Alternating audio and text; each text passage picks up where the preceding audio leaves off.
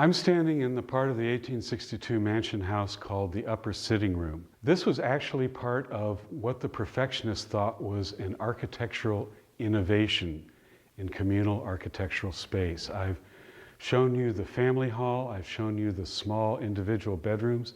This was meant to be, in their own minds, an important social space that was not too big and not too small, that was intermediate between the bedroom and the family hall. And there were actually 3 rooms like this in the original 1862 mansion house. The idea was that a room like this, salon-like, intermediate, would be a good size space to encourage informal sociability, and to be in the swim of things was the very essence of perfectionist life, of living in the Oneida community. And it was where the real work of utopianism was done, which was mingling men and women in all daily activities.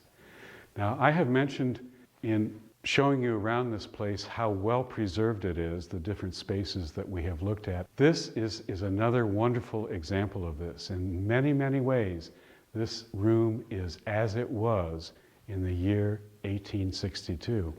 A nice example is that in the balcony above me, all of these framed pictures were actually put up in 1862, and they're still here.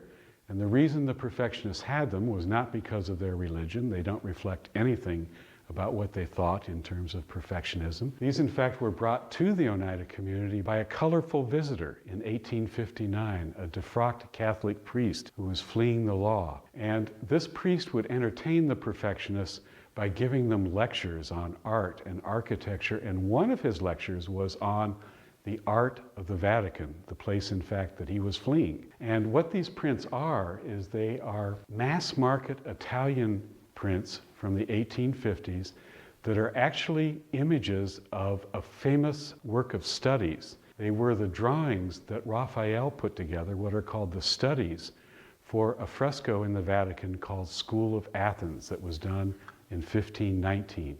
We like to emphasize how things are unchanged, how this is exactly as things were when the Perfectionists lived here. But of course, the mansion house has been lived in all that time for over 140 years, and things accumulate. The life of the mansion house is also on display as sort of an archaeology on the walls.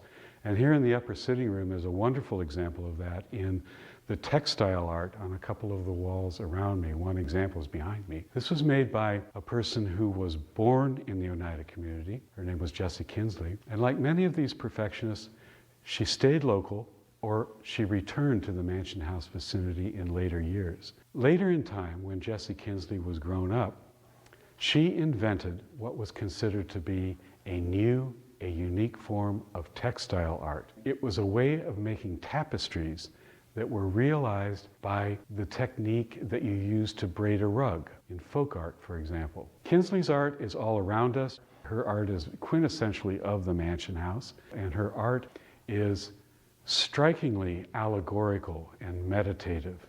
And we have examples of Kinsley's textile art here that's part of the mansion house offerings.